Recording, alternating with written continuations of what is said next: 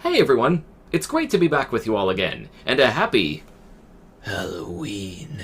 Following the release of Splatterhouse 3 in 1993, the series wouldn't see another entry for over 17 years. After numerous delays, the game finally saw a release and would become known as Splatterhouse 2010. The game received mostly mixed and negative reviews all across the board, and was widely considered to be the worst entry in the entire franchise.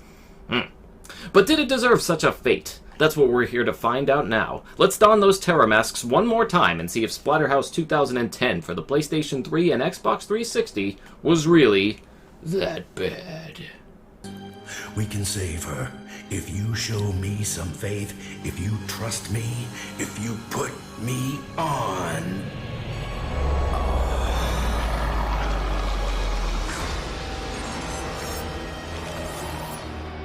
Developed by both Bottle Rocket Entertainment and Namco Bandai Games, published by Namco Bandai Games, and released in November of 2010 for the PlayStation 3 and Xbox 360, Splatterhouse 2010 is both a reboot and a reimagining of the original Splatterhouse from 1998 in the style of a 3D beat-em-up game with hack-and-slash elements.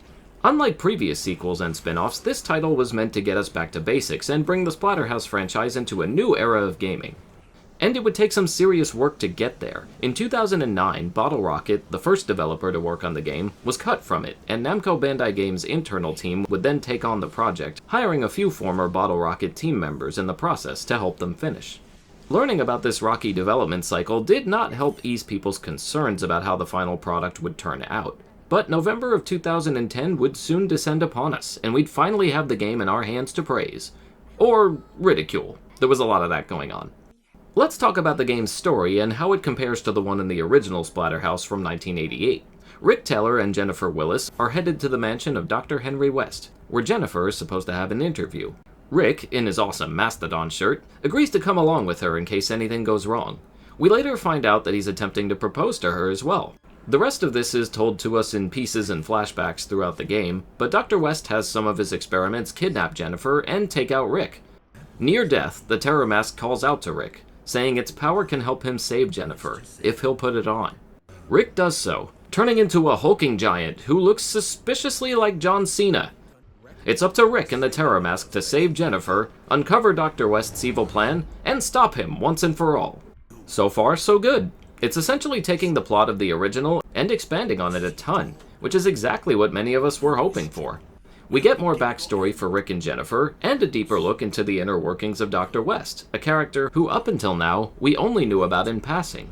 Now let's talk about the gameplay and dynamic of the whole game. Clearly taking more of a page from Splatterhouse 3's gameplay style, this title is a 3D beat-em-up and hack-and-slash. Rick uses various combinations of buttons to carry out different types of attacks and combos. He can chain together punches and kicks and perform all sorts of moves that expand the farther into the game you go. He can also grab enemies to swing around or throw into other enemies. Thankfully, Rick can also block and use a dodge roll to avoid incoming attacks, all of which become fairly useful early on. As he takes these enemies down, he collects their blood, which is used to power him up and increase his roster of moves. Taking another page from Splatterhouse 3, attacking enemies builds up a power meter that Rick can use to transform and perform special moves with. This is where the hack and slash part comes in, as it mainly comes down to Rick slashing up enemies and even cutting off their heads in the process. And unlike Splatterhouse 3, you actually can hit a button to change back and keep the remaining amount of your meter for other uses. Rick can also use this meter for special attacks in little chunks instead of having to use the full transformation, which is also very useful. The meter has one more function that you'll also find indispensable. When Rick's health is running low, you can also use the meter to absorb blood that's been spread around by your enemies and refill your health bar. This becomes an essential feature pretty early on in the game, as it not only absorbs the blood for you, but also stops enemies from moving while you absorb it. I couldn't imagine myself beating the second half of the game without it.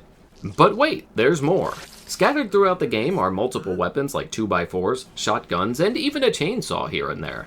Rick can also use limbs from fallen enemies as weapons, and even his own arm if it gets knocked or sliced off.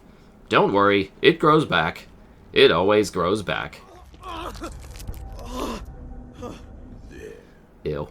When enemies begin to get weaker and have a red glow around them, it's possible for Rick to grab the enemy and perform a quick-time event to take them out, usually by some form of dismemberment in the process. You know how much Rick loves that dismemberment. Wow. That's just... wow. You know, I've seen sphincters before, and there's another one. And of course, this whole experience wouldn't be nearly as memorable without the terror mask to guide us through it. Girl, don't she? Wait, how do you know? I'm inside your head, remember?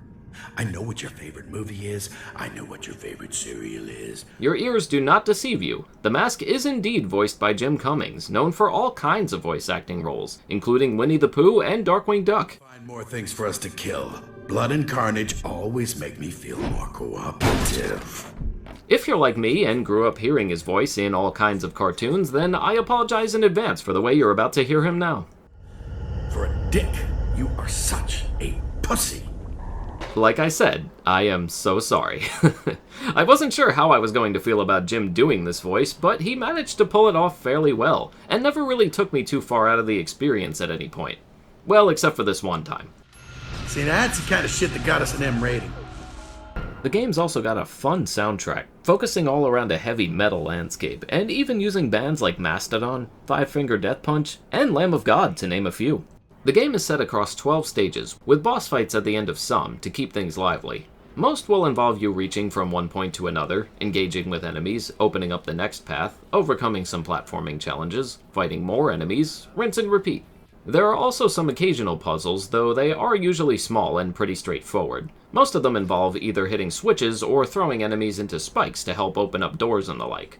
Some stages also have 2D throwback moments, where the camera switches Rick into a 2D plane, and the game begins to feel more like the classic Splatterhouse games, even if just for a bit. Scattered across these stages are some hidden items as well, including audio logs, all found inside some very old record players. But the real hidden items that people will be talking about, in both good and bad ways, are pictures of Jennifer, cut into multiple pieces that Rick can find in each stage, with many of them being not safe for work. This is one of those things you simply don't see in modern gaming very often, and for what should be obvious reasons. Personally, I found the whole thing to be pretty tasteless, but that's just me. So how does all of this feel when you put it together? It feels functional. While there's nothing about this setup that's particularly unique or memorable, it definitely works and can feel fun enough in small doses. But beyond that, you're likely to feel some repetition start to kick in. Yes, when I said you do the same thing in each and every stage, I meant that you do the same thing in each and every stage. While there are some small things to change up the game's momentum, like some timed scenarios and areas with a few more specific requirements on the player's part, your actions really do boil down to the same setup each and every time. Thankfully, the environments do manage to stand out and differentiate themselves from one another. I particularly enjoyed the look of the West Mansion and the amusement park stages, for example. There are ways to make it feel more fun, however, as the game encourages you to try out all of the various combinations and attack patterns, as well as continue to build them up with all of the blood you collect and use for upgrading. It doesn't completely fix the repetition problem, but it certainly helps, and I was more than glad to have it. One more thing I did enjoy was seeing some of the enemies I remembered from the classic games show up in this one. The standard enemies and even bosses managed to span the entire series' history. I immediately recognized the chainsaw guy from the original, and the mirror version of Rick, for example. Heck, it's even got the creepy little girl from Wanpaku graffiti, for crying out loud. Really, really cool. These boss fights also did help change the pacing a little bit. I just wish there were more of them in general. Okay, so we've established that the combat can get a little tedious after a while. Does the game have any other major issues? Well, major is debatable, but I will say I have some other gripes, both large and small. This is nothing new for the series, but I did find the difficulty to feel very imbalanced at times, leading to some random enemy encounters that would give me a harder time than most of the boss fights themselves. It would feel strange to take out enemies like it's nothing for 20 minutes, run into a place I'd get stuck in for another 10, and then resume decimating everything in my path once again. Your mileage may vary. I also found the game to be glitchy at times. In one instance, I actually had to restart from a past checkpoint because a cutscene that was supposed to play to move the stage along never happened, forcing me to find the restart option and get it going again. These kind of moments didn't ruin the game for me, but they did occur more than once and definitely caused a little annoyance here and there. You could argue that certain narrative aspects of the game could have been handled differently, or that the plot could have been more complex, but I think that keeping it simple was meant to be a part of the charm in this case. Not every game needs to have a deep and complex story. Sometimes people just want a straightforward enemy to beat the crap out of. And even then, the game still provides far more story setup than we ever saw in the previous titles. And with that said, it's time to get into some spoilers. Other than Dr. West's background, and the fact that the original game took place inside his mansion, we never really knew much about him or his motivations, having to try and piece a lot of that together ourselves. Here, we're given far more information about him, both throughout the game and in other supplements, which I'll talk more about later. As Rick follows Dr. West through various portals in an attempt to find and rescue Jennifer, we begin to learn all about his reason for kidnapping her in the first place. It turns out that this is all related to the death of his wife, Leonora. We find out that she had died of cholera, leading Dr. West to search for methods to bring her back. He would later form a plan to bring out beings called the Corrupted, in an attempt to resurrect her, which he apparently already tried once before, only to fail miserably when she came back in some type of demonic form. The only way to make this process work correctly would be with a sacrifice, which is where Jennifer comes in. As we reach the more climactic moments of the game, we actually begin to learn all of this history through time travel, as the portals also take Rick and the others through time on top of other dimensions. Near the end, Rick does manage to stop Dr. West's plan from taking form, but this also brings about the game's final boss, simply called the Overlord. It's an amalgamation of all the creatures Rick killed throughout the entire game in one giant Voltron-esque thing.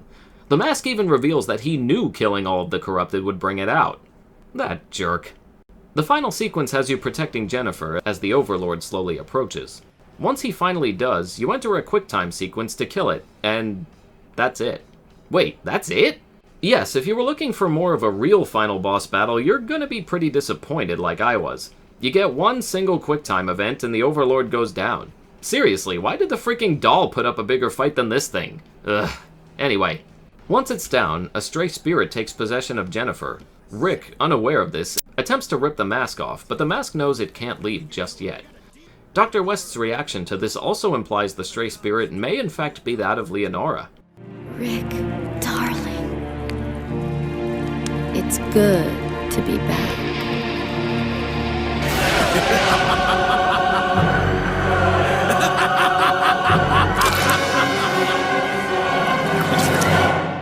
Cut to credits? This ending was clearly designed with sequel potential in mind, but as we know, it wasn't meant to be. This just makes the game's current ending all the more disappointing, between this situation and the lack of a good final battle to go with it. Still, it could have been worse. Remember Soul Reaver's ending? Then again, that game did get a sequel. Okay, so disappointing ending aside, it wasn't all bad. The game's also got a treasure trove of extras and things to keep the replayability factor pretty strong. On top of a lengthy survival mode, as you play through the game on various difficulties, you begin to unlock the pages of Dr. West's journals, chronicling his journeys and personal thoughts leading up to the events of the game. It even delves into his discovery of the Terror Mask and how he came to obtain it. It's honestly pretty in-depth, and I was impressed with the level of detail it gave you. You can also view all of the pictures of Jennifer you collected, or, if you can take your eyes away from boobies for a second, realize that you can also unlock playable versions of all 3 of the original mainline Splatterhouse games, including the superior arcade version of the original. Now that's what I call a bonus. Yes, it leaves out one Paco graffiti, and some of the still shots from 3 were replaced, but it's hard to complain when you're getting that kind of value. So you may have noticed that none of the things I've mentioned here really sound so terrible. Is the game as bad as the critical reception made it out to be? I'm going to say no, surprisingly. Based on said reviews, I was expecting some kind of glitchy mess, out to rival the likes of Sonic the Hedgehog 2006. Instead, I found myself with a decent, slightly imbalanced game, with a few glitches here and there, far from the disaster it was made out to be. And I'm starting to think that's exactly why the review scores were so low in the first place. It's not that the game was particularly bad per se, just average and unremarkable. It failed to really stand out to anyone outside of the already established fanbase of the original games. And for a title that laid dormant for so long and had to deal with delay after delay, I guess the final product just wasn't enough to appease those who'd been waiting in the hopes of getting something better. And I get that. It's a shame, but I get that. One other little funny aside, this may very well be the bloodiest game ever made. I don't have a handy chart with me to confirm this one scientifically, but I'd honestly be shocked if that didn't turn out to be the case here. Feel free to let me know if that's true or not, as I'm very curious. Not every game has to be groundbreaking or revolutionary. Sometimes they can just be fun little time wasters as well. This one was the equivalent of a movie rental for me. I don't need to go back to it a bunch of times, but I was more than satisfied with the experience despite. Honestly, the game isn't terrible at all, it's just unremarkable. And that seems to be the main issue people had with it. It was just okay. And there's nothing wrong with that. Like I said, I think you'll still manage to have some fun with it, and the added value of having all 3 of the original games makes this one more than worth seeking out, as those Genesis and TurboGrafx copies aren't getting any cheaper, and there's not many other ways to even play the arcade original legally. Play for the curiosity, stay for the classics. Will we ever see another sequel or reboot someday? That's for Namco Bandai to decide. Here's hoping though. And that's going to do it for this video. The month of Splatterhouse is now complete. Thank you all so much for watching. Have you played this game before yourself? Let me know your thoughts in the comments below. And if you're feeling generous, please consider supporting my Patreon, where awesome people like Brandon, CLO, Erica, and Jedi Dude all help to keep this channel going. Once again, have a happy Halloween. And stay safe out there. Until next time.